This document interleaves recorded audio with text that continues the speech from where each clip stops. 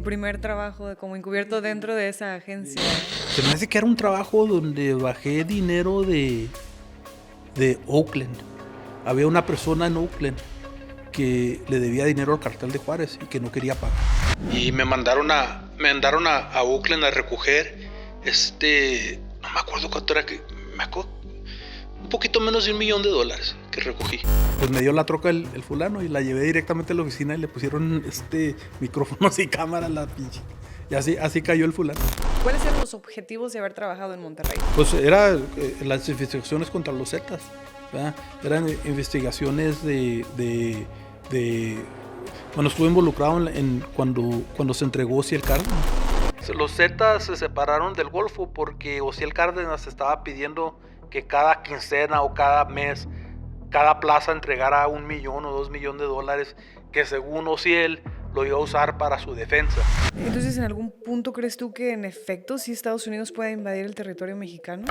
Se me hace muy difícil porque la única diferencia de nombrar un cartel, una organización terrorística, y porque ya tienen sanciones de Kingpin, o sea, las personas en los carteles no pueden, se les congela las cuentas bancarias, que es lo que pasa con las organizaciones terrorísticas. Ya el Estados Unidos, si ese cartel es nombrado como organización terrorística, se puede usar el ejército americano para eliminar a eso. ¿Qué crees que hubiera pasado, Oscar, si tú no hubieras hecho lo que hiciste o no hubieras reaccionado de la manera en cómo reaccionaste? Me hubieran matado, o sea, o me secuestran y me desaparecen o ahí me hubieran matado. En esa ocasión dije, si me van a matar aquí, no me van a torturar. Episodio más de Voces con Ana Paulina. El día de hoy tengo el gusto y el honor de presentarles a tu hermano y otras personas de alto rango. Es un ex agente de la DEA, casi estuvo. Sí, no conozco muy bien. Sé que es traficante, pero no conozco. 30 años operando en diferentes partes del mundo. Imagínense venir de padres mexicanos, dos personas que decidieron cambiar el rumbo de la vida de sus hijos, traerlos a una frontera y decidir ir por el buen camino. Esa es la historia de Oscar Egosip. Espero que esté diciendo bien tu apellido. Sí, correcto. Básicamente, el día de hoy en Voces con Ana Paulina vamos a hablar sobre cómo una persona ha estado haciendo tantas cosas dentro del gobierno, pero me comentabas que pudiste haber tenido la oportunidad de irte por el mal camino, por la zona geográfica en donde vivimos. Sin embargo, decidiste iniciar tu carrera, de la que vamos a platicar ahorita, siendo soldado de aquí en Estados Unidos. Gracias por acompañarme en este episodio. Ana Paulina, muchas gracias por la invitación. Es un honor estar contigo y poder platicar mi historia, que es un poquito interesante, es un poquito más diferente que la trayectoria que la mayoría de los agentes federales en Estados Unidos corren. El honor es todo mío y es que de verdad son tantas historias en lo que Julio arreglaba aquí el set. Me has platicado tantas cosas que no podríamos imaginarnos. Empezaste tu carrera como soldado. Dijiste, ¿sabes qué? Me voy a enlistar. Principalmente, ¿a los cuántos años te enlistaste? A los 17 años. Ok. ¿En aquellos años era igual como ahorita, de que tenías que tener autorización de tus padres? Sí, me imagino que, o sea, no sé cómo es ahorita, pero sí necesitaba, mi madre firmó el amparo, el permiso de enlistarme en los Estados Unidos. ¿Y qué fue lo que te llevó? ¿Qué fue lo que dijiste? ¿Sabes que yo me quiero ir? Hay muchas personas que lo hacen y lo hemos hablado públicamente por los beneficios que puedan tener, pero hay otras personas, Oscar, que lo hacen porque realmente lo traen en la patria. ¿Qué fue lo que a ti te llamó la atención de pertenecer al servicio militar? Mira, Ana Paulina, para ser muy sincero, ¿verdad? Y comentaste esto en la introducción, ¿verdad? Que era me podía haber estado en diferentes pasos por la área donde crecí, ¿verdad? Y era, primeramente, si mis padres se hubieran quedado en Sinaloa o en Sonora y hubiera nacido yo en Sonora, en Sinaloa, ¿quién sabe en cuáles pasos hubiera terminado, ¿verdad? Porque en esos tiempos, pues, eran cuando los carteles estaban creciendo, ¿verdad? Y los recursos eran muy pocos para las personas, ¿verdad? Y el pueblo donde nací yo en los Estados Unidos es frontera. Socorro es un pueblo muy chico. Y ese pueblo en ese tiempo era cuando el cartel de Juárez estaba en su forma más grande, ¿verdad? Era cuando estaba Amado Carrillo Fuentes, el, el, el, el, el jefe más poderoso de toda la historia, estaba en Juárez, ¿verdad? El pueblito donde yo crecí, que era Socorro, estaba directamente al norte de la ciudad de Juárez. La mayoría de las personas que estaban en ese, o sea, el estado, y hay cifras oficiales, que en ese tiempo el más de la mitad de las familias o de las casas en Socorro estaban de una manera u otra involucradas en narcotráfico. No quiere decir que todas las familias se estaban involucrando en cruzar tráfico, pero se les pagaba por ojo como halcones o para almacenar drogas. Entonces yo, yo crecí en ese pueblo donde yo conocí amigos, ¿verdad? Que estaban involucrados. Entonces, fuera muy fácil para mí seguir ese camino porque, pues como te digo, eran muy pobres, no teníamos mucho dinero. Yo empecé a trabajar para agarrar dinero para traer a la familia a los 10 años, cambiando aceite de vehículos, ¿verdad? Entonces, yo vi la manera de salirme de o sea, de esa área de los malos pasos, yéndome al ejército y saliendo de Socorro lo más lejos posible y es lo que decidí hacer. Con ayuda de mi mamá, porque mi mamá era muy estricta, me dijo, ¿sabes qué? ¿Te sales de la casa o te vas al ejército de cualquier manera? Ah, Entonces, sí, es lo que decidí. ¿cuánto tiempo estuviste dentro del Era 3 años, era de 3 años, un enlistment. ¿Y qué tanto hiciste dentro del Yo ejército? era, mi trabajo formal era operador de los misiles Patriot Missile Operator. Y era durante el tiempo de la guerra, el conflicto del Persian Gulf, el Gulf Desert Storm. Y luego, mi secundaria era policía militar. Ok. Muchas de las personas, Oscar, terminan una carrera dentro de la milicia. ¿Por qué preferiste salirte después del primer contrato de 3 años? Fíjate que yo todo el tiempo quise hacer algo en law enforcement, en leyes. Quería ser policía, quería hacer algo que, que pudiera ayudar a la sociedad más que ser un soldado. Ok, entonces terminas tus 3 años y te vas como agente de migración. La inmigración era Border Patrol, era agente del Border Patrol.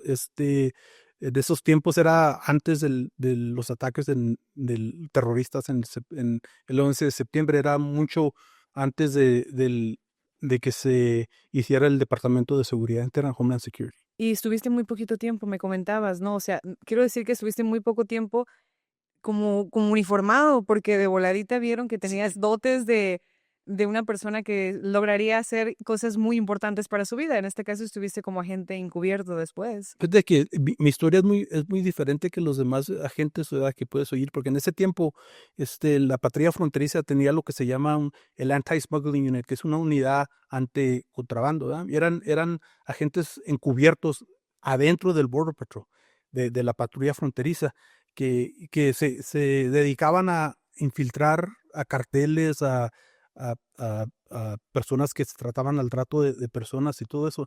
Pero la mayoría de esos agentes ya eran mayores, porque para entrar a esa unidad era muy codiciada esa unidad. Primeramente no traías que traer uniforme, no te tenías que cuidar que rasurar la barba, podías salir el pelo como quisieras, ¿verdad? Porque pues el trabajo de ellos era infiltrar estas organizaciones.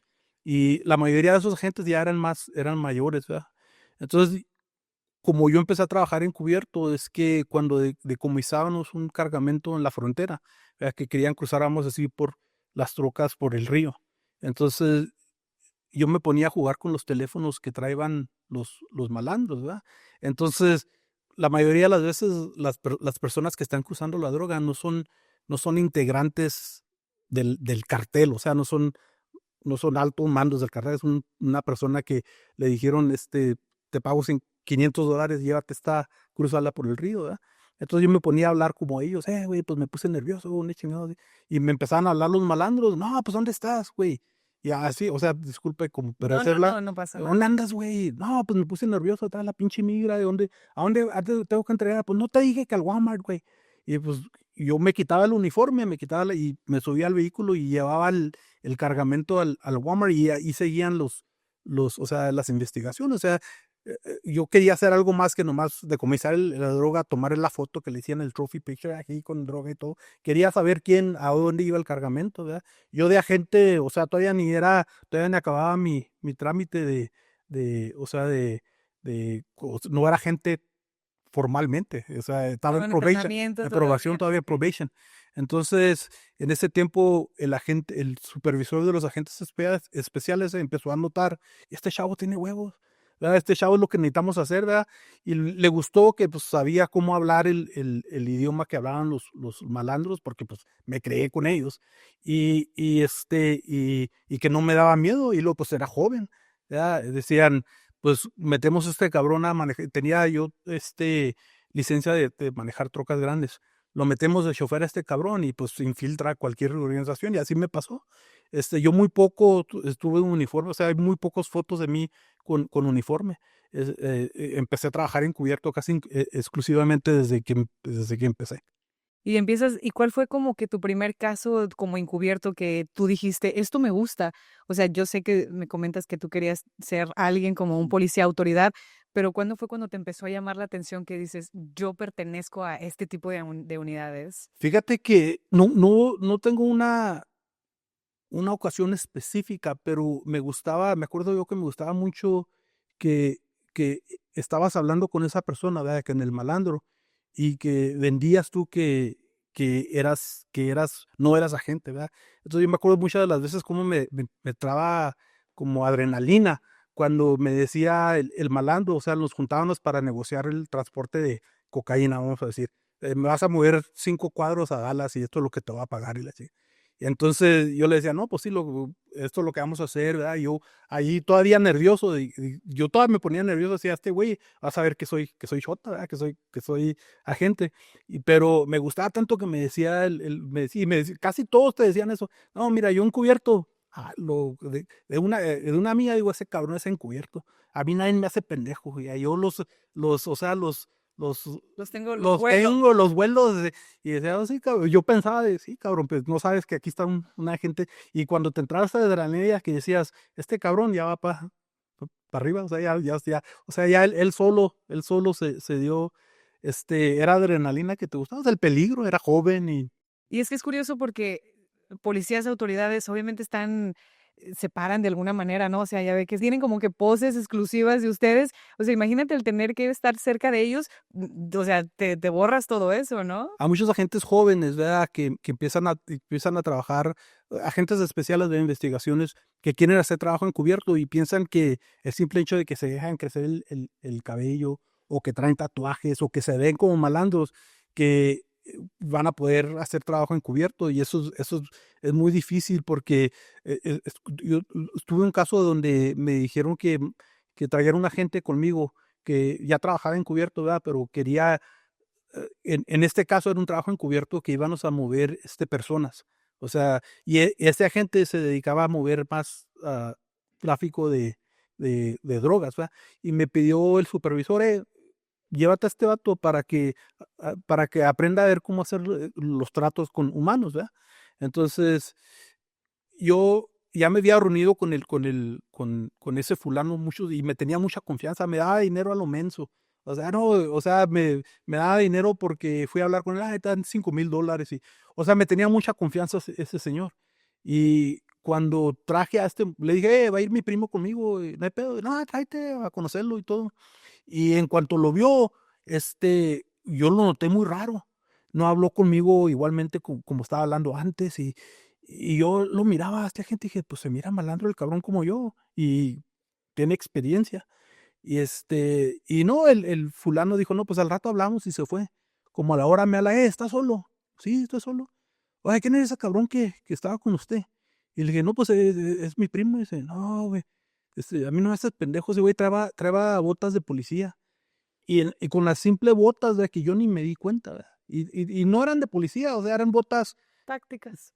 no tácticas, eran botas que tal vez si alguien estaba, o sea, que estaba buscando eso, iban a decir, son botas de policía. Y con eso estuvo. Y de ahí fue donde él De se ahí fue, fue. sí. ¿Nunca en algún punto de tu vida en que estabas alrededor de todos ellos tuviste miedo de decir, sabes qué, a lo mejor entraste y se me quedaron viendo raro, o por el simple hecho de la adrenalina que tú traías al ser un agente encubierto, de decir, ay, a lo mejor ya me cacharon, no sé, algo? Mira, si no tienes miedo, hay algo, tienes algo mal, estás loco, porque no quiero decir que sí te da miedo eh, yo me acuerdo cuando estaba haciendo trabajos, o sea, que iban a ser pesados, ¿verdad? Que yo sabía que eran, o sea, eran cantidades más grandes o eran personas más pesadas. Se me revolvía el estómago, vomitaba antes ¿verdad? De los nervios y, y, y, y te ponías a hablar y decías, no, este cabrón va a saber que, porque con una palabrita que digas que es mal, que dicen los policías, con eso tienes. Yo una vez hice un error que dije una palabra que nomás policías usan y con eso tuvo el fulano, ya no habló conmigo, ya no, y ese es ese es mucha gente piensa como en las películas, ¿verdad? Si se descubren que eres agente federal, te van a matar. Como en las películas, ¿verdad? Que, este es de la DEA, mátenlo. Y en los Estados Unidos no es así. Si descubren que eres agente federal o eres agente de gobierno, ya nomás no hablan contigo. O sea, ellos saben que van a decir, ¿sabes qué? Este cabrón es policía, ya no hablen con él. Ya no cambian los teléfonos, hacen todo lo posible para ya no comunicarse contigo, ¿verdad? Porque tienen el temor de entrar a la cárcel, ¿verdad? No es como el peligro es cuando vendes ese papel o sea, vendes el papel de que no hay manera de que tú puedas ser policía y te quieren robar la mercancía. Se quieren robar la mercancía y se quieren quedar con el dinero y dicen, este güey no es policía, en cuanto te volteas te matan y no hay, o sea, no hay backup en el mundo que te va a defender de un vato que te saca la pistola y te mata ahí nomás para quedarse con la mercancía. La mayoría de los agentes que han muerto en trabajos encubiertos es porque la persona nunca se imaginó que eran agentes, pensaban que era otro malandro y lo mato y ya me quedo con la merca y me quedo con el dinero. Y obviamente a la hora de presentarles cargos, les presentan por haber asesinado. Sí, o sea, no tienes que saber o sea, tú no tienes que saber que era agente federal. Ah, El simple hecho de que mataste a un agente federal ya es. uy, ya me imagino, ¿no? Y bueno, algo que me llamó mucho la atención hablando sobre el tema de las drogas o del narcotráfico, vaya, es que usted, por ejemplo, incautaba las drogas en la frontera y le decían, ok, las vas a tener que llevar hasta cierto punto del estado, te vas a tener que mover. Usted obviamente se iba con ya sea drogas, dinero. ¿Cómo le hacen? ¿Nos puede dar como que un recap de cómo funciona todo el sistema? Bueno, sin dar Detalles, sí. detalles de cómo trabaja el trabajo, la mayoría de los trabajos que se hacen, que los carteles necesitan es el transporte, ¿verdad? El transporte y almacenar drogas, ¿verdad? Pero, pues, por el simple hecho de que como un agente social quieres infiltrar la organización a lo más alto, ¿verdad? Pues entonces se entrega la mercancía.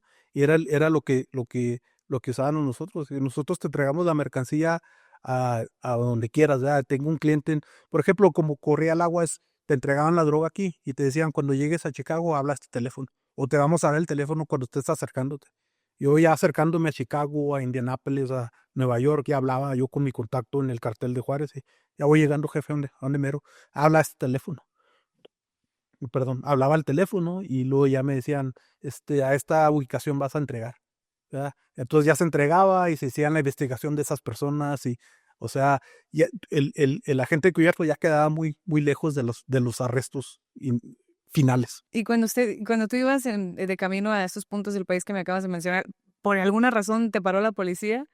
O sea, que te haya parado la policía y que tuvieras que decir, a ver, espérame, traigo esto y el otro, pero yo soy fulanito y... Fíjate que sí pasaba mucho. Más bien nos pasaba cuando bajábamos dinero, porque también nos contrataban para, o sea, o sea, un problema muy grande de los carteles en ese tiempo, ¿verdad? Era bajar el dinero ilícito que habían ganado, ¿verdad? Recogían el dinero, ¿verdad? Lo juntaban en una parte, pero para bajarlo era el problema, para bajarlo hasta México. Entonces nos contrataban a veces para recoger los fondos y muchas de las veces pues los departamentos de policía locales o los estatales no les interesaba mucho la droga, más bien los recursos, el dinero, porque esos fondos ellos podían pedirlos para ayudar al departamento local. Por ejemplo, si se incautaban $100,000, ¿verdad? Entonces se entregaba, o sea, el caso era federal, pero las policías estatales o locales podían decir, bueno, pues yo quiero que me des $100,000 porque nosotros hicimos la parada de tráfico inicial. Entonces se les daba ese dinero y lo podían usar para pagar overtime o para comprar más vehículos. Entonces la mayoría de las veces que nos paraban era cuando estábamos bajando dinero. Ok, ya que ustedes le decían, no, pues yo soy tal Bueno, persona. hay diferentes maneras muchas de las veces traemos escoltas enfrente o atrás y si te para la policía, pues los agentes podían decir, este es un trabajo encubierto, pero es te puedo decir que en los tiempos que yo trabajé encubierto es muy diferente, ¿no? Ahora está muy controlado todo de un punto al otro, está todo vigilado. Antes, ¿no? Te decían, Dios te bendiga. Cuando llegues a Chicago nos hablas. ¿Y cómo estaban esos nervios al saber que ibas a llegar a esos puntos? O sea, no hablo del dinero, sino cuando iban, ¿no? Y a entregar, sí. Sí, ¿cómo estaban esos Oh, nervios? eran unos nervios, porque pues, imagínate, lo que me daba miedo, como te platiqué, era que me quisieran robar la mercancía. Te pones a pensar como narco, ¿verdad? Porque dices, pues es mi mercancía, me va a querer robar este cabrón y pues tenían mucho cuidado que véngase para acá, acérquese para acá, no pura madre, aquí ven, Aquí no me aquí. Algo que mencionaste que se me hizo, yo estoy súper emocionada, yo creo que mis seguidores saben que a mí este tipo de temas de verdad me encantan. Y mencionaste algo que dijiste que lo que se ve a veces en las películas no es tan cierto.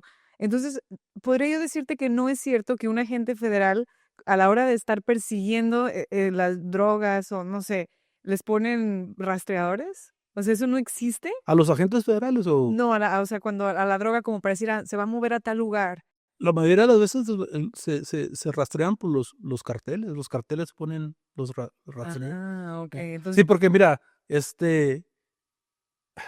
por no dar mucha información, un cartel sabe cuánto tiempo se va a tardar la mercancía en un flete, ¿verdad? En una troca. Aquí en los Estados Unidos, que me imagino en México, en todo el mundo, hay leyes contra un chofer que maneje tan seguido. ¿Verdad? No puedes manejarse más que 10 horas sin descansar, 8 horas. Entonces ellos ya saben, bueno, para llegar a Chicago te vas a tardar 3, 4 días. ¿Verdad? Entonces, si están rastreando la droga, si tienen un tracer en la droga, pueden saber, no, pues esa mercancía se quedó en El Paso por 3 días y al siguiente día está en Chicago como chingado. ¿Me entiendes? Entonces, la mayoría de las veces se rastrea por los carteles. ya más o menos saben cómo cuándo llega. Okey, ya voy entendiendo cómo O, funciona. o te quieren seguir. Va usted entregada a Dallas o a Atlanta, pero vamos a traer a alguien enfrente y atrás de ti ¿verdad? Entonces ya dices, chingado, ¿verdad? Pues hay maneras de quitarte eso, ¿verdad? No, güey, ¿cómo va a traer cola, güey? Estás pendejo, ¿me entiendes? Me van a Sí, agarrar, y okey. hago mi jale bien, yo voy a entregar y cualquier cosa. Sí. Y hago mi jale bien, dice. ¿Cuánto tiempo estuviste con Border Patrol siendo agente encubierto y a dónde te fuiste después? Con Border Patrol, trabajé como por 1 año y medio y luego, me hice agente. Me hice agente de deportación, fíjate. Me Ah. promovieron a agente de deportación, pero todavía de agente de deportación estaba haciendo trabajo encubierto. Me hablaba la misma unidad del Border Patrol, vengas a trabajar acá. Y pues muy poco tiempo duré de deportaciones también. Duré, o sea, por escrito, o sea, en papel como 1 año, pero la mayoría de ese trabajo lo estaba haciendo encubierto todavía con Border Patrol. ¿Cómo funcionaba ser agente de deportación en aquellos años? Ya después, Mira, mientras vaya pasando el podcast, platicamos cómo funciona en este momento. en aquellos tiempos, ser un agente de deportación era muy codiciada esa posición. ¿Verdad? Había muy poquitos agentes de deportación. Había un chingal de agentes de inmigración, eran Immigration Enforcement Agents, que traían uniforme, no eran Border Patrol, parecían que traían Border Patrol, ¿verdad? Que eran de la patrulla fronteriza, pero traían un sello diferente de inmigración. Había un chingal de esos, ¿verdad? Pero de agentes de deportación había muy pocos, era muy codiciada esa posición. Y eran más profesionales de lo que es ahora. Lo que sucedió es que a esos agentes que traían o sea, de verde, a todos, por una razón u otra, los hicieron todos son agentes de deportación, ¿verdad? Entonces ya les quitaron el uniforme, empezaron a trabajar, empezaron a trabajar No nada más en los lugares que uno conoce, que Sí, es sí, diferente. empezaron les dieron más autoridad, o sea, y ya eran muchos, ¿verdad? Eran personas que tal vez o sea, en los tiempos que yo era agente de deportación, para ser un agente de deportación, cuando hicieras la prueba, el examen para entrar, o sea, para promover, tenías que tener una de las mejores calificaciones. Y muchas de las personas que hicieron, y no estoy hablando mal de los agentes de deportaciones, pero ahorita yo sí tengo muchos problemas cómo están trabajando las deportaciones. Y yo lo digo, o sea, Es lo que estamos platicando ahorita.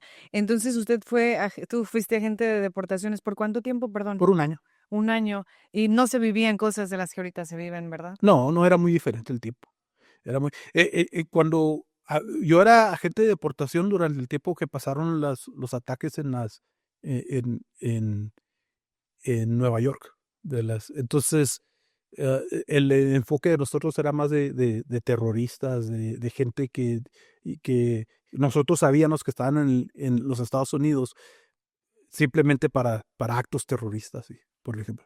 Y de ahí, después de 1 año, ¿hacia qué agencia te mueves? ¿Cómo Me fue el moví a la proceso? agencia que es ahora ICE, HSI, de investigador especial, de agente especial. En ese tiempo, ¿aplicaste para esa posición o fue de que, sabes qué, alguien me habló, me gusta, les gusta mi trabajo y decidiste moverte con ellos? Me ofrecieron el trabajo, ¿verdad? Porque había una posición y vieron que estaba trabajando encubierto.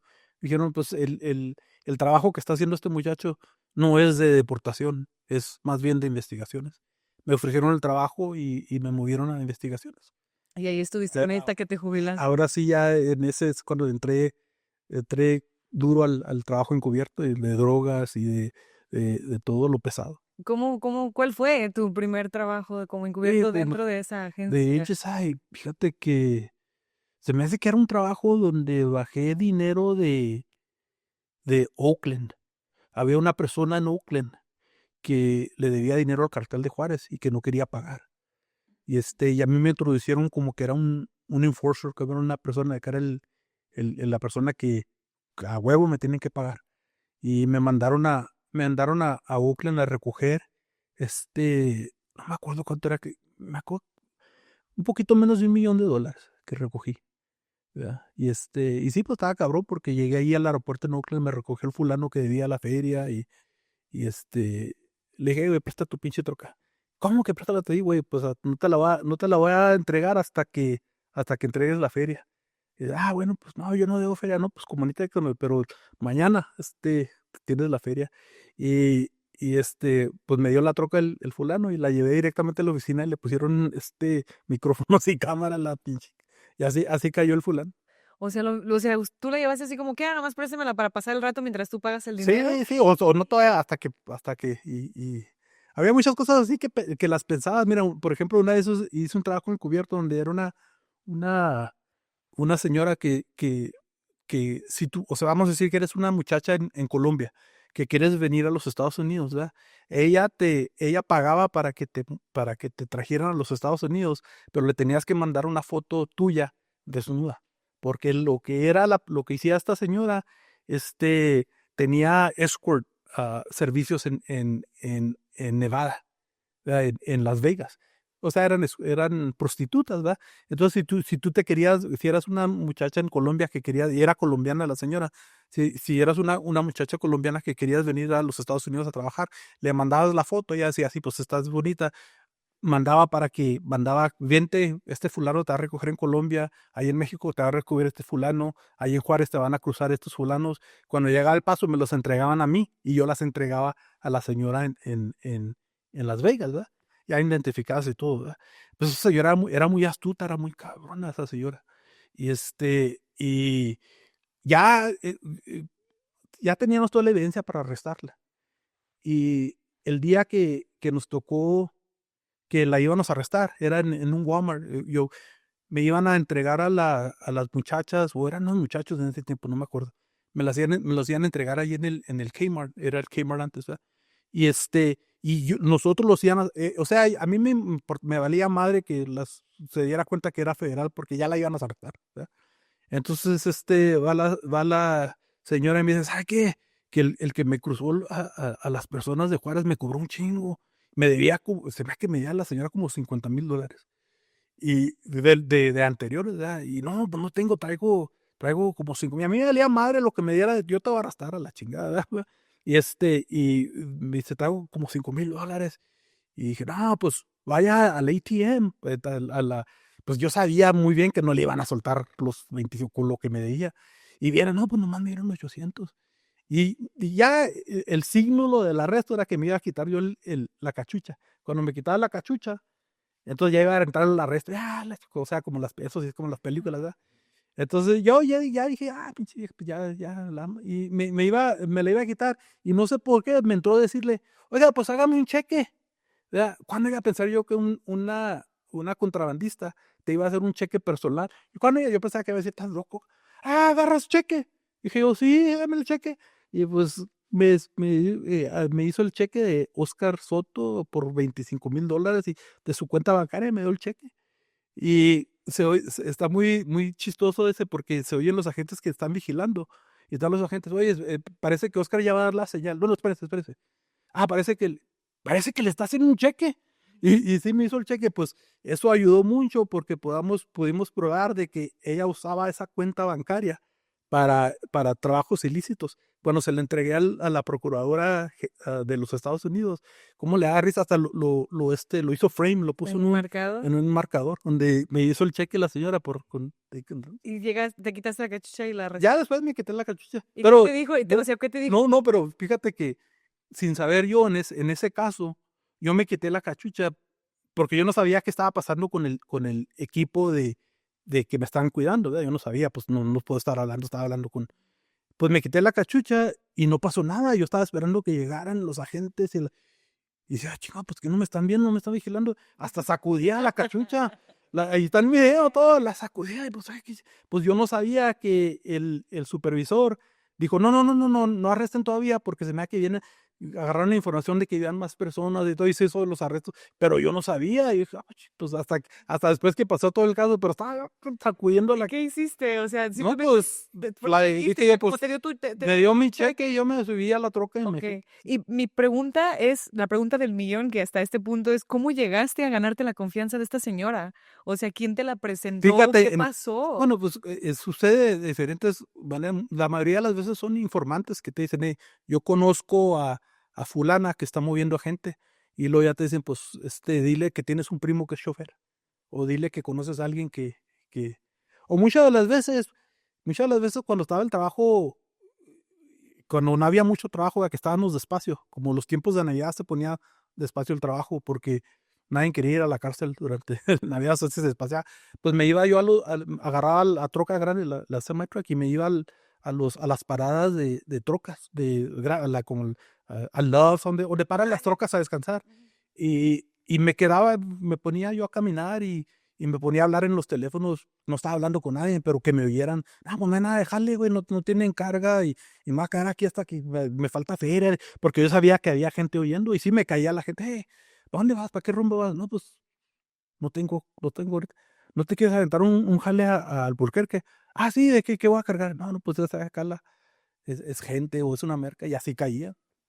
O sea, Eso es amor al trabajo. sí, o O sea, sea, imagínate sí, decirme, me voy a Love's, a Love's a ver qué es una gasolinera. sí, qué a es ver, una hora. y sí caían, sí. Y te ibas y cuándo empezaba la investigación. Después de cuál viaje empezaba la investigación o cuánto tiempo estabas en contacto con esa persona para decir, vamos a empezar la investigación. No, pues en cuanto se entregaba, sí. O en cuanto te dan el teléfono, mira, si quieres trabajo, Shaolon, habla este teléfono. Pues ya se refrescaba el teléfono, a ver con quién estaba conectados. Ya voy entendiendo todo eso. ¿En qué punto de la historia de Oscar te topaste con el agente Víctor Ávila? Hace tiempo lo entrevisté y ahorita me acabas de comentar que también estuvieron trabajando juntos de la mano. Sí, Víctor es muy buen amigo mío. Víctor entró a la agencia cuando yo era supervisor, ya me habían promovido a supervisor, y fue un agente que trabajó por mí por unos años. Gente muy, muy astuto. Él le tomó mucho afán a investigar casos contra menores. Le gustaba mucho eso porque él, o sea, lo tenía él muy bien, sé algo muy importante él. Entonces sí, yo conocí a Víctor, trabajó por mí por unos 2, 3 años. Luego yo ya me fui a Arabia Saudita, fue el jefe yo me trasladé a Arabia Saudita y él se quedó en El Paso. Y luego ya no me lo topé hasta que trabajamos juntos en México. Arabia Saudita, ¿qué andabas haciendo en Arabia Saudita? Fue Entonces, tu primer viaje. A ver, yo creo que entonces me brinqué mucho. sí, O sea, ¿a dónde te fuiste después de salirte de mira, Texas? estaba trabajando encubierto y estaba trabajando yo o muchas de no hacer las mayoría porque va a decir un fulano, pero pedo. Pero no, estaba trabajando mucho los casos encubiertos que teníamos en esta oficina en El Paso, ¿verdad? Entonces, cuando me promovieron a supervisor, ¿verdad? Bueno, yo no quería ser supervisor, yo quería ser agente de trabajo. Nunca me interesó ser, o sea, management, ¿verdad? En ese tiempo. Godín, como no. Sí, Quería andar en el campo. sí, no me interesaba eso, ¿verdad? Pero, como que les forcé la mano porque me ofrecieron un jale en una posición más alta en Brasil, que yo no tenía intención de ir a Brasil. Yo nomás lo usaba para decirle a esto, mire, si no me cuidan, me voy a ir a Brasil, ¿verdad?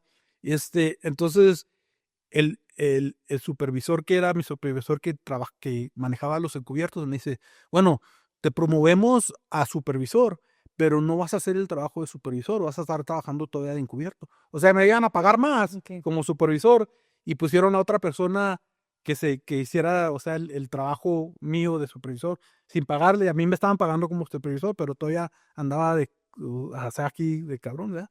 Entonces entró un jefe nuevo con nosotros, ¿verdad? Que por una razón no le gustaba, o sea, era uno de esas personas que era muy educada, era muy, o sea, acá con traje y todo. Y el primer día que me vio, dijo, este cabrón, ¿quién es? ¿Verdad? ¿Cómo dejan que entren los informantes y dijeron, no, esa gente no. O sea, le entró mala idea de cómo parecía yo, o sea, pues no tenía yo facha de agente.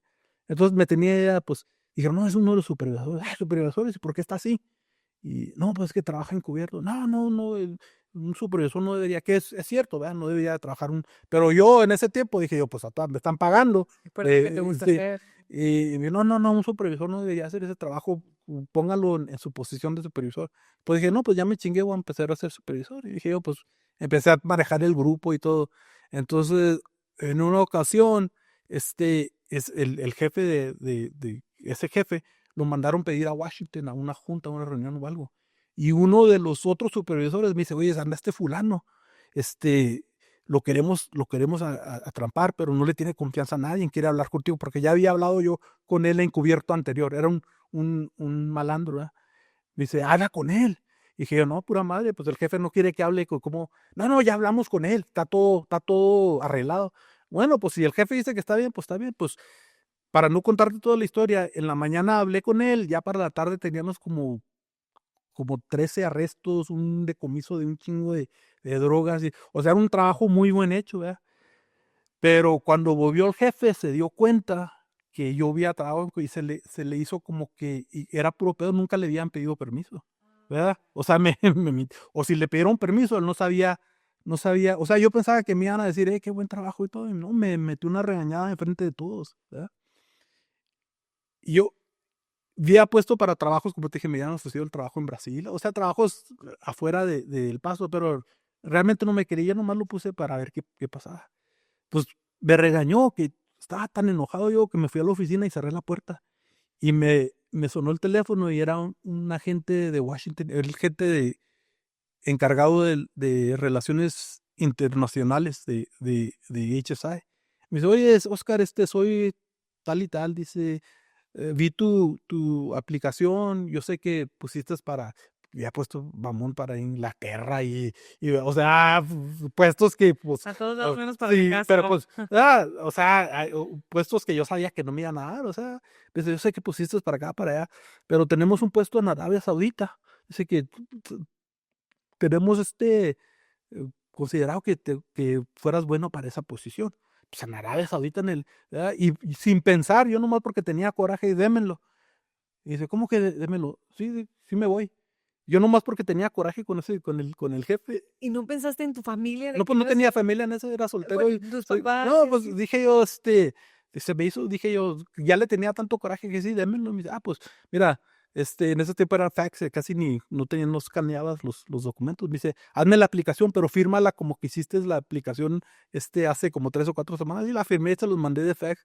Y como al mes ya estaba en Arabia Saudita. ¿Y qué hacías Dije, en Arabia Saudita? pues en ese tiempo era el jefe yo de las investigaciones contra los terroristas, pues que la mayoría de los terroristas del 11 de septiembre vinieron de Arabia Saudita.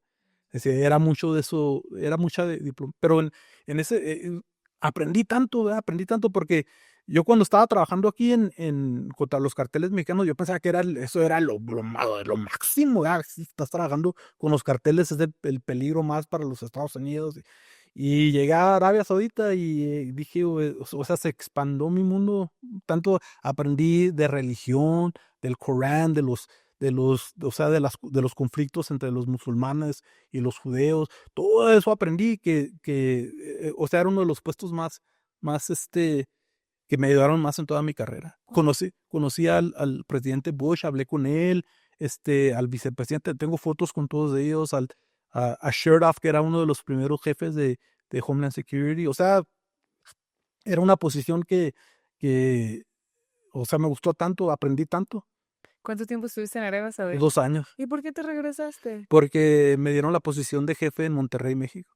Que ahí es donde conociste a Leo. Ahí conocí a Leo. Un saludo también a Leo Silva. Leo, Te fuiste para Monterrey. ¿Qué hacías en Monterrey? pues yo era el jefe de ICE, de HSI, allí en Monterrey, que en ese tiempo Monterrey se encargaba de todas las oficinas de la frontera desde Laredo, Matamoros, Reynosa, todas esas áreas se encargaba mi oficina allí en Monterrey.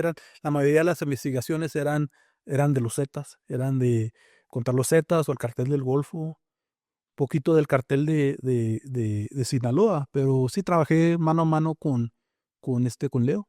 Te fuiste 2 años, estuviste en otro país que obviamente no es México. Cuando regresas, Oscar, ¿cómo viste al país? ¿Crees tú que en cuestión de narcotráfico, o sea, seguía peor o...? El país de México. Ajá. Mira, yo todo el tiempo he dicho que cuando estás en Arabia Saudita, ¿verdad? Estás en el Middle East, ¿verdad? En el centro, y yo en ese tiempo, me encargaba de Irak, de Afganistán, de Yemen, todas esas áreas que son muy peligrosas. Hasta te daban más pago porque era una posición, o sea, te daban extra pay porque era una posición peligrosa.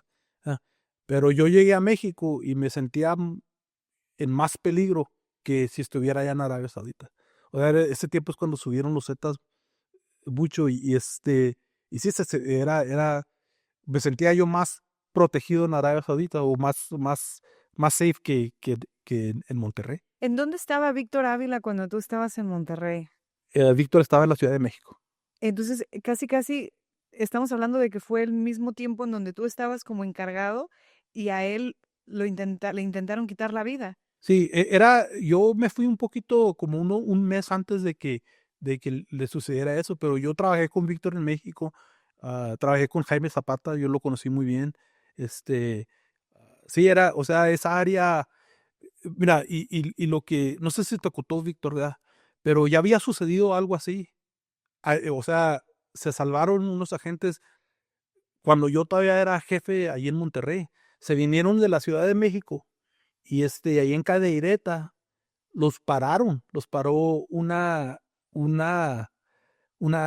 patrulla de municipal, ¿verdad? Pero estaba pagada por los Zetas, ¿verdad? Los querían bajar del vehículo, los querían bajar de la troca, ¿verdad? Porque no conocían muy bien que las placas de la Secretaría de Relaciones, o les valió madre, pensaban que estaban sobrepuestas. Los querían bajar y me habla uno de los agentes muy asustado, estamos aquí, nos quieren bajar y todo. Pues yo ni cuenta, nunca me pidieron permiso para pasar por mi lado. O sea, que no necesitas permiso, ¿verdad? Pero un aviso, jefe, vamos a pasar por allí para que estés al lado. Nunca me dijeron, ¿verdad? Entonces, pues le hablé a Oscar Aparicio, le hablé a unos contactos y ya, pues, los soltaron, los dejaron ir, ¿verdad? Pero yo desde ese tiempo yo mandé un email muy enojado que no deberían de pasar por allí sin tener refuerzo, sin avisar, o sea, que no pasaran así, porque iban en una troca sola. Y no hicieron caso al mes o 2 meses de lo que le sucedió a Jaime. Ya. ¿Crees que lo que le sucedió a Jaime Zapata, quien falleció, y a Víctor, fue algo planeado? O sea, te pregunto porque vi los comentarios y obviamente las personas siempre comentan desde diferentes puntos de vista donde decían, tu mismo gobierno los puso, no tenían por qué ir en en carreteras donde se sabe que son puntos rojos, porque esto Víctor lo platicó, Sí. de que se sabía que incluso habían mandado decir de que no se muevan, no se metan muy para allá. Es que yo mandé ese email. ¿Fuiste tú el que Sí. mandaste el correo? Yo mandé el email, que esa área estaba muy caliente. Y Yo que fui no el que, respetaron. ajá, no lo respetaron, ¿verdad? Entonces, no fue que los traían vigilados, no fue, o sea, los vigilaron en un tiempo cuando los vieron que iban pasando, ¿verdad? Pero me imagino que los Zetas dijeron, no hay manera de que agentes federales van a estar así tan solos, Tan tan expuestos, expuestos. porque no traían guaruras, No no traían traían nada, eran nada. nomás él y Víctor. Y Jaime y Víctor, y fíjate que Jaime todavía no estaba entrenado para hacer o sea, de ninguna manera yo si fuera el jefe en México, no voy a echarle, No, o sea, generalizando. yo no dejara que fuera una persona que no tenía, o sea, Jaime no era diplomático, no tenía, o sea, amparo diplomático. Era oficial, pero Víctor sí era diplomático con su pasaporte diplomático, pero Jaime no, ¿verdad? Nunca deberías de mandar a una persona así que no tenía amparo del gobierno como diplomático a una posición así. Ok, ya. Veo, o sea, yo O toda sea, esta mira, historia. vamos a decir que se hizo un tiroteo, que sí pasó, ¿verdad? Pero vamos a decir que los muchachos le dispararon y mataron a alguien. Vamos a decir que Jaime logró matar a alguien, pues se estaba salvando, ¿verdad? Pero no tenía amparo diplomático. Si quisieran los mexicanos, le podían poder poner cargos a Jaime. Por no tener ese Pues no es respaldo, diplomático, por o no sea, ser ¿cómo diplomático. inmunidad diplomática? Ok. Es nomás oficial, ¿verdad? Que tal vez no hubiera pasado nada, ¿verdad? Pues, o sea, Pero mataron, se supone que el jefe que debería debería haber sabido. Sí, saber sí, eso. era muy descuidado eso es lo que sucedió. Wow, toda esta información es nueva para mí porque he entrevistado a Víctor en diferentes ocasiones, tanto para la televisión como para el podcast, y nunca, no sabía para empezar que tú eras quien estaba en Monterrey, quien había mandado ese correo, quien avisó de que saben que no vengan para acá, no vengan solos. O sea, a lo que me platicó Víctor, era un correo súper estructurado donde quedó de que estaba muy, ¿cómo se podría decir? La carretera muy peligrosa, ¿no? Yo lo puse que está muy Ajá, caliente esa palabra, ajá. sí. Entonces, cuando te enteras que todo esto pasa, ¿en dónde estabas? ¿Todavía en Yo, Monterrey? no, yo ya me han postulado como jefe de inteligencia en, en El Paso. Ya me habían, o sea, ya era un nivel más alto, estaba aquí en El Paso. Yo me acuerdo muy bien lo que me habló Víctor, ¿verdad? No sé si se acuerda Víctor de él, pero me habló, porque de eso teníamos el Direct Connect, y me habló desde allá. Yo estaba comiendo con la que fue mi esposa después de la mamá de mi chavalo. Estábamos comiendo ahora durante la noche y me habla, y yo pues no dije, pues ¿qué trae este güey? Pues dije, se equivocó, y ya cuando me traté de comunicar con él, pues ya estaba todo todo bloqueado, pues estaba tratando y no. Me di cuenta como una hora después, y ya me habla Víctor después y me dice, oye, Oscar, me van a mandar al Paso. Tenía miedo, Víctor, pues, en un avión, de la DEA, voy a llegar allí, ¿me puedes cuidar? Y sí, lo que sea, Víctor, ahí estamos. Vamos a hacer una pausa bien rápido y el episodio de Víctor ya está disponible desde hace varios meses. Es para las personas que apenas están conociendo el podcast. Víctor era un agente especial que él estaba infiltrado también. Vivía básicamente en la Ciudad de México y un buen día lo mandan para Monterrey porque tenía que traer unos documentos, tenía que traer algo, ¿verdad? Lo vamos a dejar en algo. A Víctor tuvo una emboscada en la carretera de San Luis Potosí. Y yo leí el libro, esto que os voy a platicar. No, mejor no digo para que compren el libro. El libro está disponible también porque platica muchos detalles que no nos dijo a cámara. Pero básicamente, cuando pasa todo el tema de la emboscada, llegan policías que eran falsas. Él tenía miedo de subirse con cualquier persona, de que, ¿sabes qué? Vienen, llegan por él, y él tenía miedo de abrir la camioneta. Entonces, porque creo que sabía que eran policías falsos, no me acuerdo qué fue el detallito. Entonces, pues bueno, como pueden, logran sacarlo, lo sacan en una avioneta, se dan cuenta que desafortunadamente la gente, Jaime Zapata, pues falleció, a él le dicen después, pero él tenía miedo que cuando estaba en el hospital llegaran a rematarlos, porque de hecho llegaron 2 o 3 veces justo en la escena donde había pasado todo. A él lo traen para la frontera, se encargan de él y bueno, ya la historia la pueden ver ahí en el podcast. ¿Qué Los me que, brinqué? los que se portaron muy bien en ese caso era la DEA. La DEA Sí, nos platicó Leo. lo respaldó mucho la DEA. Y le agradezco mucho yo a Leo desde todo el tiempo que lo veo porque ni la agencia de nosotros lo respaldó tanto como Como a Leo. la DEA. Yo conozco a Leo del lado amable, del lado positivo. No me lo imagino siendo como corajudo, enojón.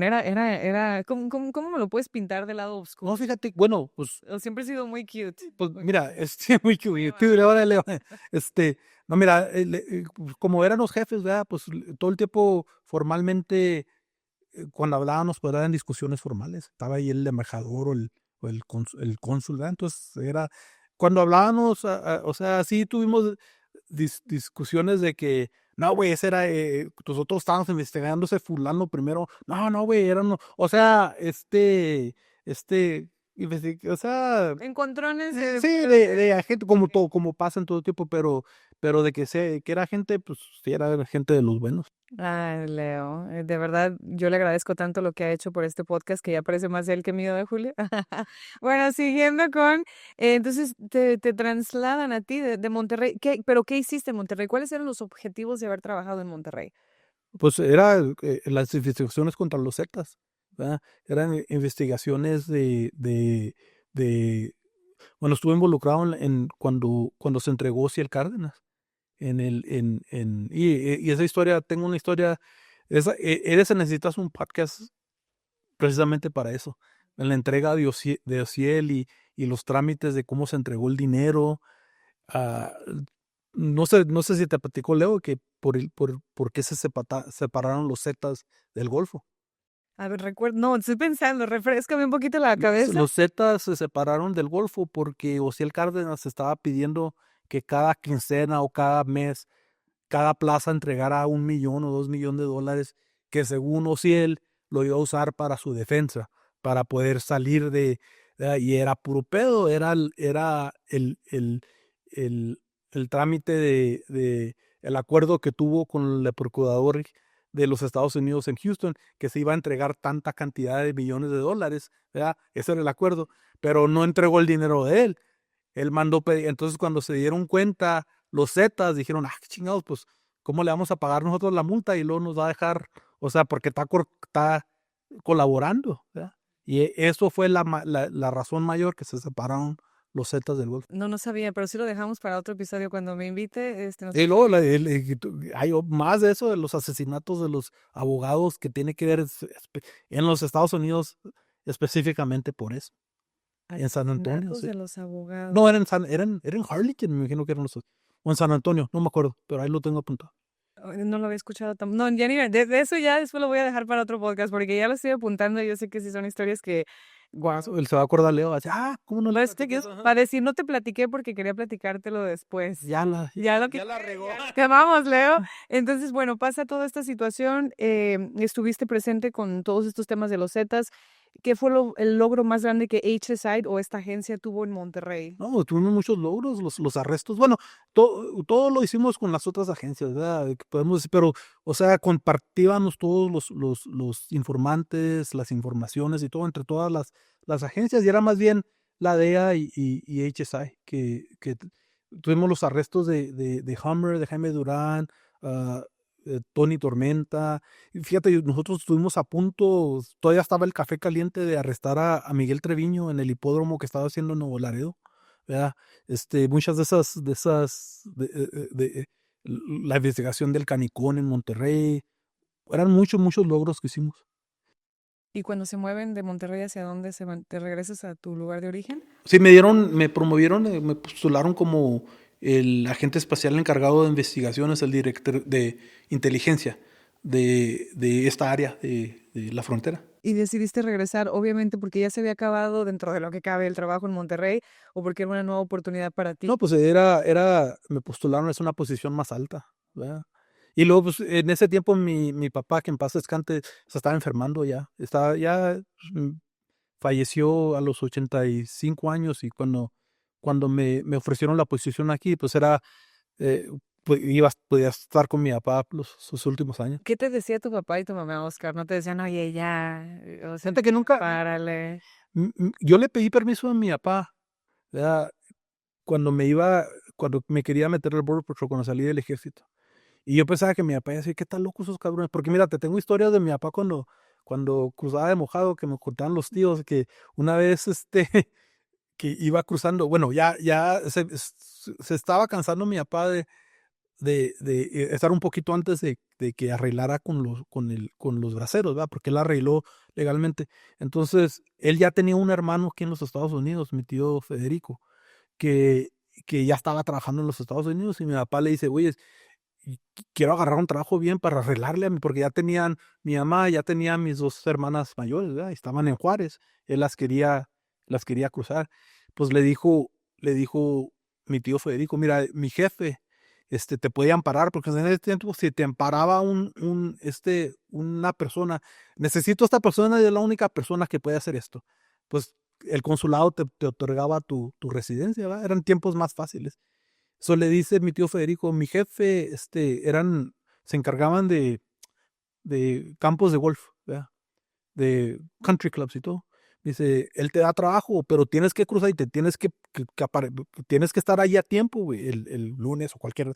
Te voy a recoger en el bordo, en el border a las 7 y tienes que estar ahí a las 7. Y bien, con una corbata. Y mi papá ni tenía corbata, fue ahí, compró una corbata o algo. Y dice, pues dice mi tío y mi papá contaba que al cruzar al río allá en México, lo iba a esperar mi tío, se dobló sus pantalones para cruzar el río y traía los zapatos en su mano y cruzó el río. Y al cruzar el río, pues no sale un Border Patrol agent, un gabacho. Y dije, párate. No, pues dice mi jefe, pues si paro ahorita me arrestan, no voy a ir a la entrevista, no voy a, o sea, todo el mundo se le hizo allí que se va a acabar. Pues salió corriendo mi papá. Iba corriendo y decían mis tíos y mi papá que le gritaba el gringo, párate mojado chingado o te paro de una bala. O sea que puro pedo, nomás lo quería. Y pues que iba mi papá corriendo tan rápido que se le colgaba la corbata por atrás. El gabacho tratando de agarrar la corbata y que casi lo ahorcaba. Así. Y sobrevivía todo. Sobrevivió ¿Llegó todo. a la entrevista? Fui a la entrevista, le dieron el trabajo y migró. ¿Y qué pasó con él? O sea, ¿cómo se le escapó a la gente? Pues corriendo. Se le Y escapó. la gente ya después ya lo buscó, no nada. No, pues ya. Ah, Pero no lo tenían identificado, no sé, era un fulano que se le fue. sí es bien diferente que era lo Era muy diferente ese tiempo, o sea, yo soy muy cándido cuando digo esta historia, nunca, no voy o sea, eh, muchos de los jefes de ICE me agarraron idea cuando conté estas historias en, en el documental que hice, ¿verdad? Porque yo conté, pues mi papá cruzó pero pues eran diferentes tiempos y él emigró legalmente, como que no les pareció mucho que yo estaba contando de que como una gente porque era alto rango, ¿ya? O sea, no me estoy, o sea, pero sí era alto rango, y como una gente tan alto, sus papás eran ilegales. Mi mamá nunca fue ilegal, mi mamá cruzó por el puente legalmente cuando la arreglaron, pero mi papá, pues en esos tiempos, y es lo que pasaba. ¿Ya? ¿Y te quemaron? Sí. Pero No, o sea, no les gustó, no les gustó, yo sabía que no les gustó. Pero ellos ampararon el documental, ellos dijeron, porque la persona que hizo el documental fue y pidió, quiero una persona así, pues Oscar en El Paso. Y cuando yo dije, yo no pensaba que porque todo el tiempo no querían que hablara con los medios, y todo está muy vigilado lo que dices. Y me dijeron, guacho, sí, habla francamente. Dije, bueno, pues órale. ¿cuánto tiempo duró ese documental? ¿Dónde Para, lo pueden ver las personas? está en todas está en YouTube, en Prime, en Amazon Prime, se llama Kingdom of Shadows, o lo que reina en las sombras en español. Lo que reina en la sombra. ¿Y hay algo que tú nos has platicado aquí que no podías platicar en aquellos años? Muchas cosas. Todo lo que te platico ahorita, como por ejemplo de los zetas, del dinero, todo eso no lo voy a platicar. Ok. Porque obviamente todavía estabas trabajando con Todavía trabajando. ellos. Sí, todo lo que digo yo ahorita es o sea, Luis Chaparro fue mi primera entrevista cuando me jubilaron, y él me agarró al mes que a los ya estás listo, cabrón, ya estás listo.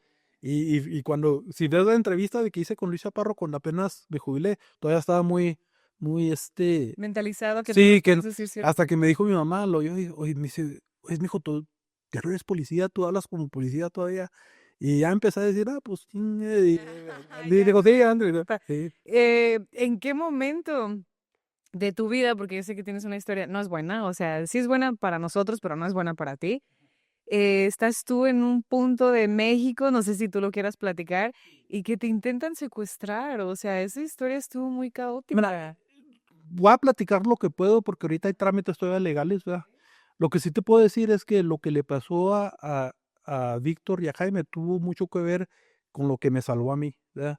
Porque lo que sucedió es que yo recibí información de un informante que tenía en Monterrey, ¿verdad? Lo tenía en Monterrey y cuando él supo que me postularon ahí en Juárez, dijo, no tengo mucha información allá, jefe, pero lo que caiga se lo mando, dijo.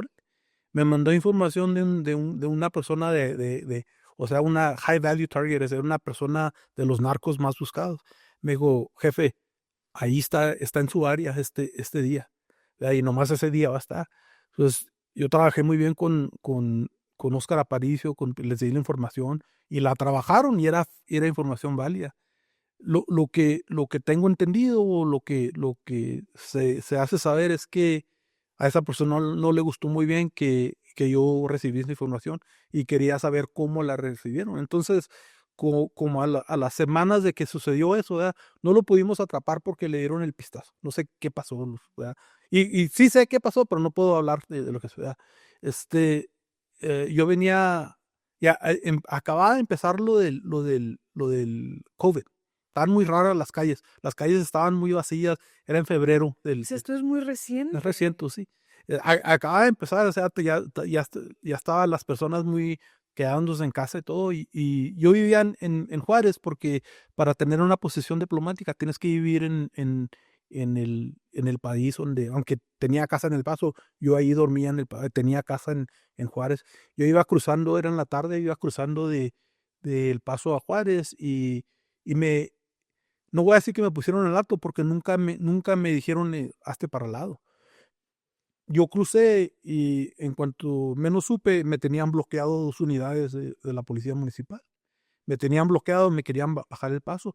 Y eso pasaba mucho, ¿verdad? Pero en cuanto te veían las placas diplomáticas, te decían, jefe, ¿para dónde va? No, pues voy a la casa y todo. Ya te enseñabas tu carnet de diplomático, tu pasaporte diplomático, verificaban o no verificaban. Bueno, pásale, jefe, tenga cuidado. Y lo que te enseñan cuando estás trabajando en trabajos así es que todo el tiempo tienes que manejar muy recio o muy despacio. Porque si estás manejando recio y hay alguien que está siguiéndote, o sea, alguien que está manejando tan recio como tú atrás de ti, te están siguiendo. Y si vas muy despacio y esa persona no te pasa, o sea, son cosas que te enseñan, ¿verdad? Entonces yo no voy a decir que iba muy rápido, pero sí iba rápido. Pero las calles estaban vacías, o sea, no era algo, ¿verdad? Y yo dije, no, pues es que vieron que iba muy rápido pero ya me ven las placas diplomáticas y me van a dejar ir. Y me cerraron el paso y dije yo me voy a hacer un poquito más para enfrente porque tal vez no vieron las placas. Mi intención era moverme un poquito para enfrente, que vieran las placas y yo decirles, hey, soy diplomático, miren las placas. Pues lo que sucedió es que me abrieron las puertas y eso es lo que está muy raro, mira. Desde que lo pasó con lo de Víctor y Jaime, esas puertas no se deberían de abrir, ¿verdad? No, o sea, no hay manera de que se abran esas puertas sin que la persona de adentro, o sea, las oprima el motor, ¿verdad? Y me abrieron la puerta, dije, pues eso me entró miedo, dije, pues cómo chingo. Me abrieron la puerta, me quisieron bajar y el fulano que estaba del otro lado me abrió la puerta también, me apuntó el rifle y bájate, cabrón, bájate. Y pues yo gritándole, soy diplomático, güey, soy diplomático, me vale madre, bájate, culero, bájate. O sea, me querían bajar a fuerza. Y yo me acordé de Jaime en ese tiempo y de Víctor, dije, la madre, aquí me van a, dije yo, pues que me maten porque no me van a encontrar yo en un pinche video ahí diciendo que no, pues, dije, me matan y me les pelé y me tiraron. Y lo que se me hizo raro, se hizo raro.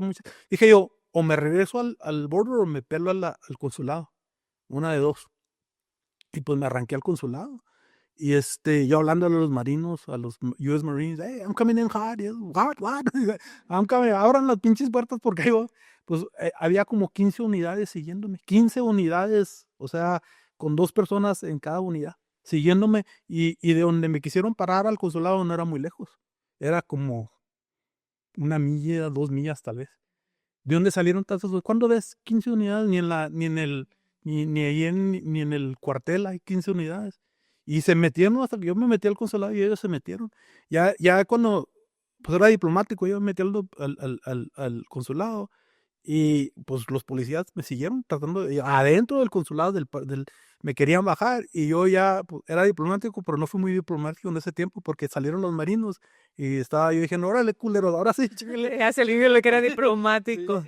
¿Y qué les pasó a estas personas? No, pues parece que les dijeron, ya déjenlo. Se subieron a sus cargos y se fueron. Y se debería de haber hecho un pedo, Sí, claro. pero en ese tiempo había pasado el Culiacanazo, ¿te acuerdas? Las relaciones entre México y Estados Unidos, el presidente de México había amenazado que si siguen con esas, ¿te acuerdas? Que si siguen esas mensajes los gringos los va a correr, ¿ya? Y pues se les dijeron, si la hacemos de pedo, pues nos van a correr a todos de aquí y calladitos.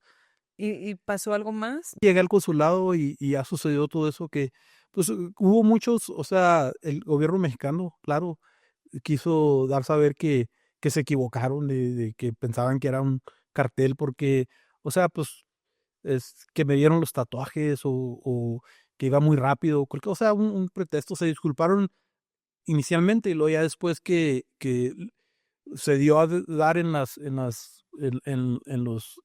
noticias, ya empezaron a defenderse más.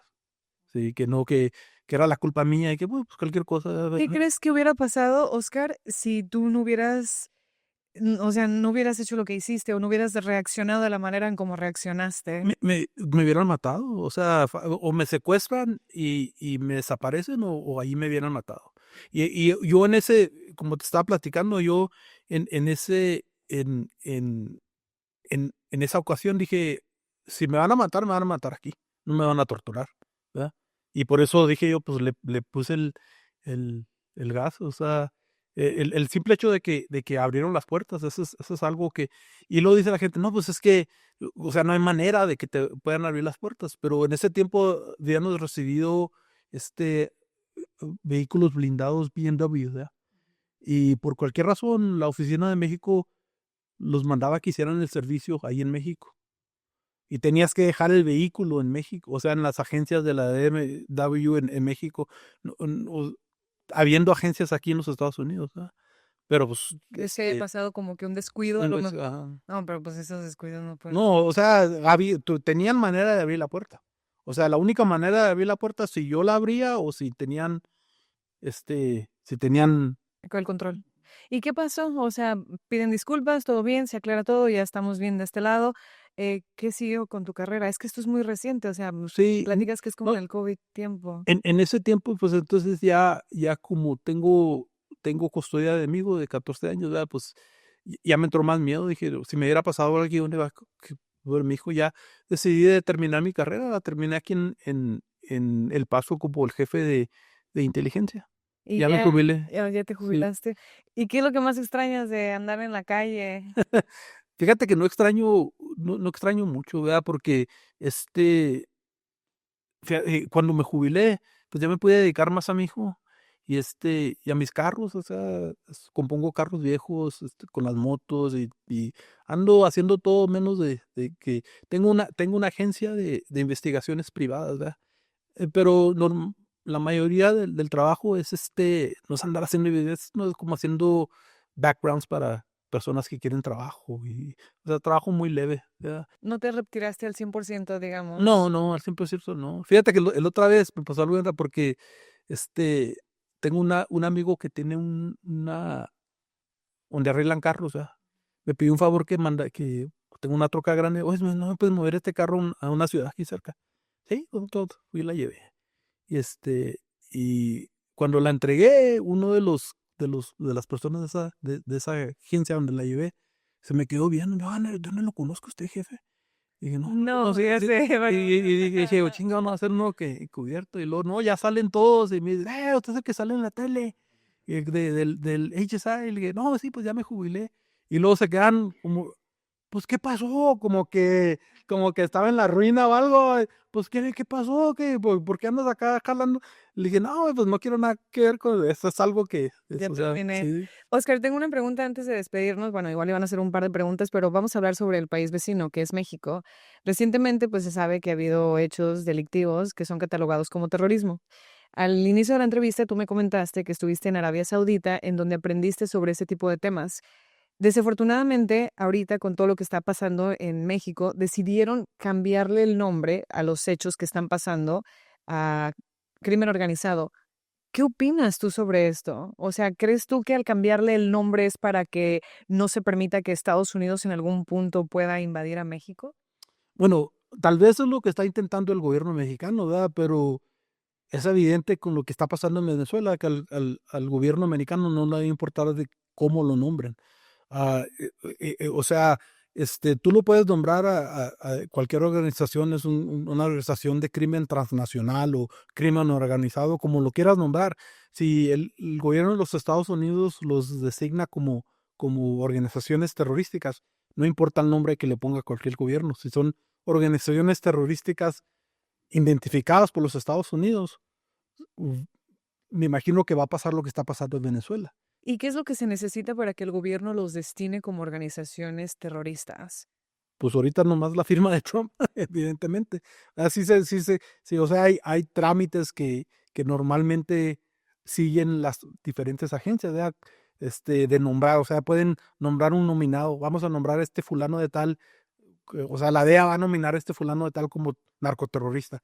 Y ya diferentes organizaciones votan, sí, nosotros tenemos información, estamos de acuerdo con nombrarlo narco, pero con una firma ejecutiva de Trump, él lo puede hacer normal, nomás con lo que le avise sus personas. Entonces, ¿en algún punto crees tú que en efecto sí Estados Unidos puede invadir el territorio mexicano? Bueno, pues mira, esa pregunta está muy difícil de contestar porque cuando se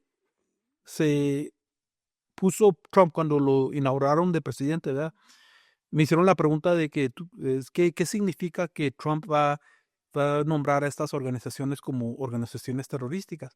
Yo dije, o sea, se me hace muy difícil porque la única diferencia de nombrar un cartel, una organización terrorística, y porque ya tienen sanciones de Kingpin, o sea, las personas en los carteles no pueden, se les congela las cuentas bancarias, que es lo que pasa con las organizaciones terrorísticas, no pueden viajar al extranjero, que es lo que pasa con las organizaciones terrorísticas. Yo dije, ¿verdad? La única diferencia es que ya el Estados Unidos, si ese cartel es nombrado como organización terrorística, se puede usar el ejército americano para eliminar a eso.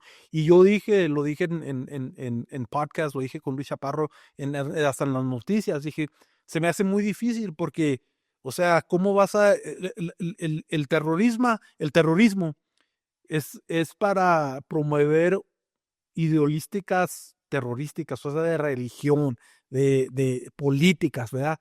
O sea, el resultado que quieren los terroristas es hacer terror, no se quieren hacer ricos, quieren, quieren, quieren hacer actos terrorísticos para promover su religión o su, o su ideolística, Ideología ideología, religiosa que ellos tienen. sí, es lo que quieren promover, o sea, no se quieren enriquecer, ¿verdad? Tal vez quieren dinero para promover más eso, que un cartel, lo único que quiere es el dinero, es la ganancia de los narcotráficos, ¿verdad? Lo que está sucediendo en Venezuela, yo nunca pensaba que eso iba a pasar. Cuando pasó la primera vez, quedé asombrado porque en esto no se les hizo juicio a esas personas, ¿verdad? O sea, la persona que decidió, pues, que les iban a poner ese misil, se hizo como el juez, el jurado y la persona que los iba a matar.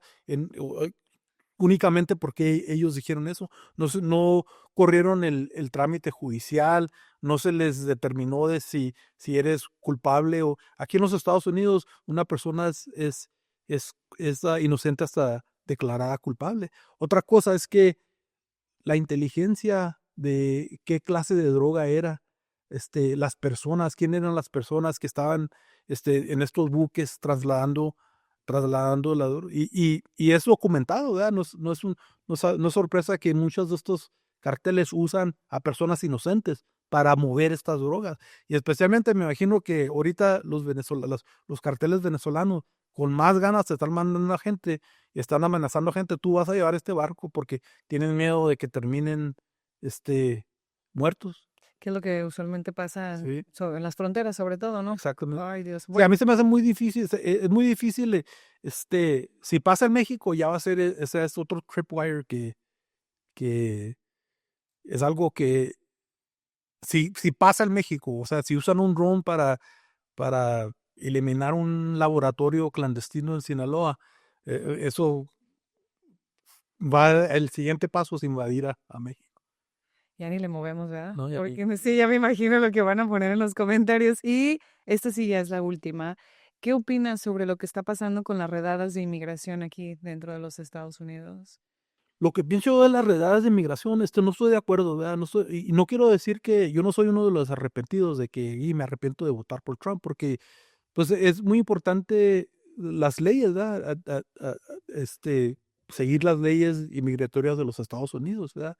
Pero lo que está sucediendo ahorita es que están usando muchos fondos, mucho dinero que, que le están quitando dinero a investigadores, por ejemplo, investigadores especiales de HSI, que son los investigadores de Homeland Security, pues no van a tener dinero para poder hacer investigaciones grandes como las que hicieron contra el Chapo, contra el Mayo, ¿verdad?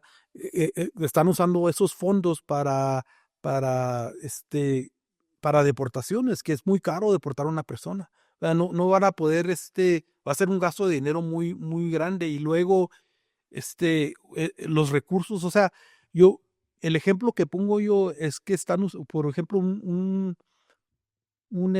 departamento de policía local que tiene detectives, ¿verdad? Si es un crimen caminar por la calle o estar en una parte que no debería estar, trespassing, ¿verdad? Es un crimen, pero no vas a usar a los detectives, ¿verdad? Para estar arrestando a esas personas, porque es un misuse of fondos. Se están gastando mucho dinero ir tras personas que realmente no son criminales agregados o criminales que, que han demostrado que son, o sea, que van a hacer violencia en los Estados Unidos. Que es el caso, y lo platicábamos detrás de cámaras, ¿no? De que pues el gobierno sabe dónde están sus criminales. El Sí, gobierno sabe, o sea, hay que ser honestos, de estar en cualquier país de manera de sin documentos ya es un crimen, ¿no? O sea, sí, aunado a esto, pues hay que decir, cometes un crimen dentro del país, pues ya te tienen situado, ya saben quién eres, dónde estás, cuál fue el crimen que cometiste y se supone que deberían de ir solamente, aparentemente, no por esas personas. Pero lo que ahorita está haciendo el gobierno es redadas en lugares en donde creen que va a haber personas latinas, es decir, Home Depot, que fue un caso muy reciente, en donde llegaban las personas, los agentes, y se trataban de llevar a estas personas pensando que pues eran ilegales. Mi pregunta es, si encuentran entre todos ellos a una persona que tenga documentos, ¿esta persona puede demandar al gobierno americano por la forma en cómo los trataron? claro, Oh. claro que sí, sí, sí, sí, sí puede ser. Mira, yo vi una entrevista o un reportaje que hicieron cuando hicieron las redadas en Norte Carolina, donde estaban estas personas afuera podando unos árboles. Y eran hispanos y llega la migra o sea, ¿tienes documento? O sea, yo de inmigración nunca me imaginaba hacer eso, o sea, nomás porque eres hispano, puedes ser o sea, tú parece que eres americana, ¿verdad? Que parece anglosaxona de Estados Unidos, ¿verdad? Si no hablo inglés, imagínate. O sea, te van a preguntar a ti si eres ciudadana. O sea, eso es contra todo el entrenamiento que hemos tenido, todo el moral, ¿verdad? Y yo dije, en ese tiempo yo dije, "Fíjate, yo me voy a ir a Norte Carolina y no voy a hablar una palabra de inglés para que me arresten y le voy a meter un, Está bien, pues, de lo mismo. sí, Porque no está bien, o sea, eso no está bien. No, no, no, no. La persona que está encargada de eso, el bovino, yo lo conozco de aquí de la patrulla fronteriza. No quiero decir palabras que ¿Crees tú que está él en un personaje o realmente él, piensa así? O sea, ya le dio esa bolsa. no, él lo que está haciendo quiere que quiere subir en rango y va a hacer lo que piensa él que Trump quiere y está haciendo un trabajo bien. Él está haciendo lo que él sabe que le va a gustar a la administración de Trump. Pero no, esa persona no es muy inteligente, te digo yo porque yo lo conozco. ¿Crees tú que el sueño americano ya se terminó para las personas o crees que haya una segunda rueda o una segunda oportunidad? No se ha acabado, pero, o sea, yo siempre he dicho que pues, hay maneras legales de inmigrar y, o sea, Sí. hay maneras legales de inmigrar, pero pues también me pongo en la situación de ellos, ¿verdad?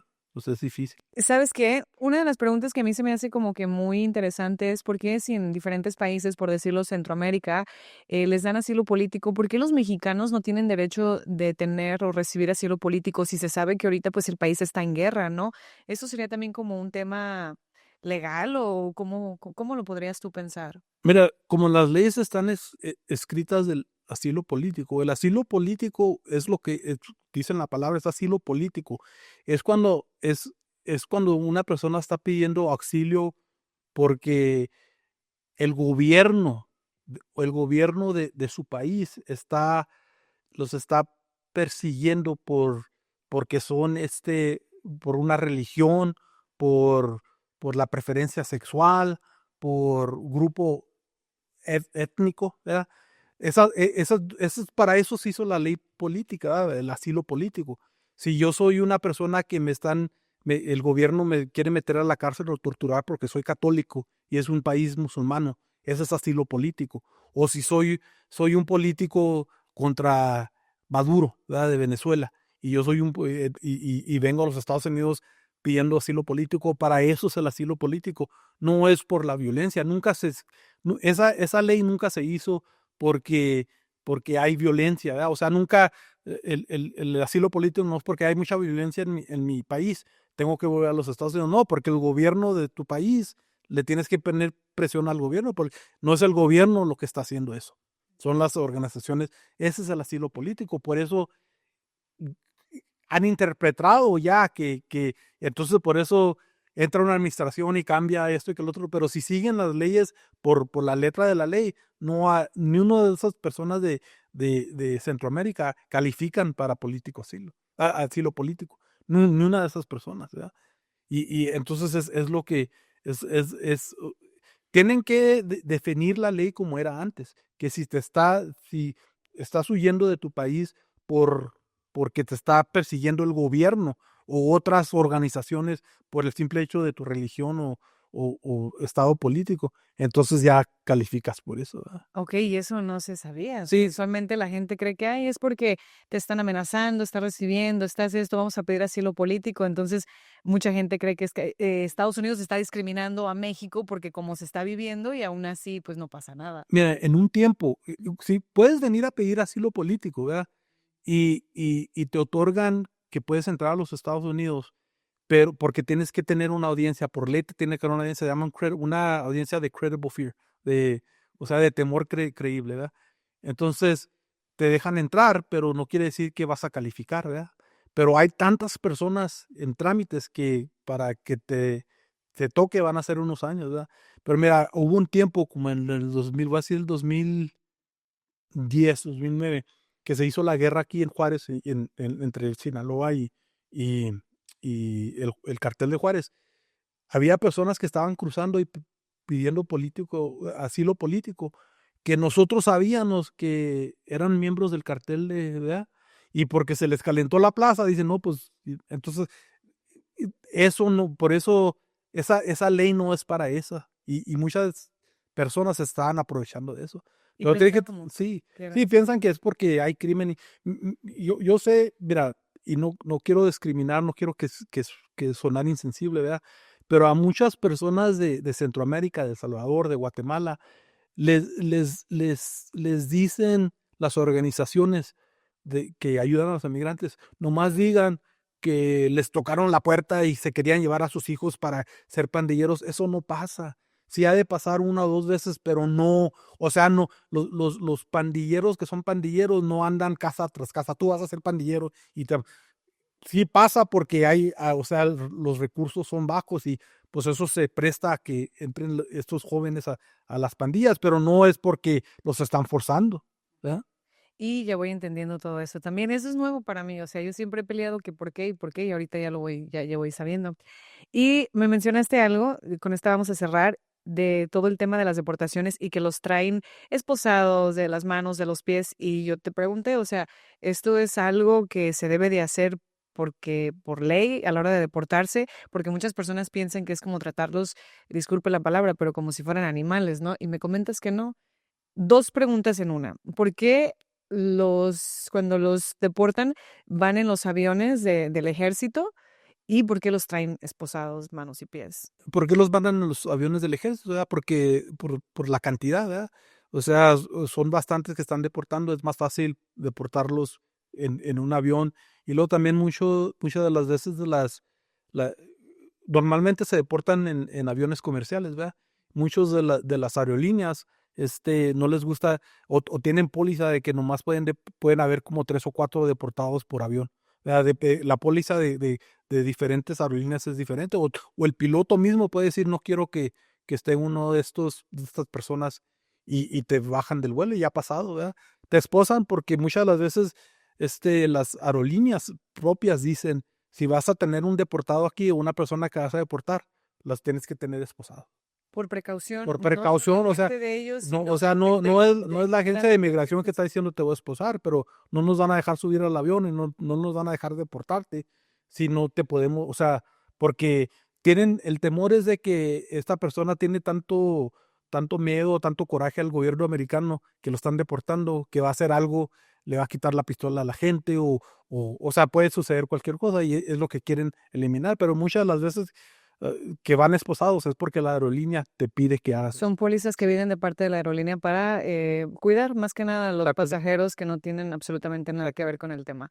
¿Algo más que se me esté olvidando preguntar? ¿De verdad tengo una segunda invitación? Sí, cuando tienes, Gracias. tengo tantas historias que tienes como 5 invitaciones y no acabamos. Ven, entonces ya es un poquito tarde, lo voy a dejar descansar. Yo creo que regresamos, si Dios quiere, para el otro mes a lo mejor. Yo ya apunté lo que me gustaría que me platicaras. Si se te ocurre algo más, me lo puedes mandar por escrito, lo estudio y volvemos a platicar. Oscar, de verdad, muchísimas Aquí tienes tu casa con lo gracias. que gustes. Era un Gracias. placer. Igualmente, y pues nada, con esto nos despedimos. Muchísimas gracias por estar en un capítulo más de Voces con Ana Paulina. Regreso la próxima semana con un nuevo invitado o una nueva narración. No se te olvide comentar, suscribirte y dejar tu like en este canal. Nos vemos.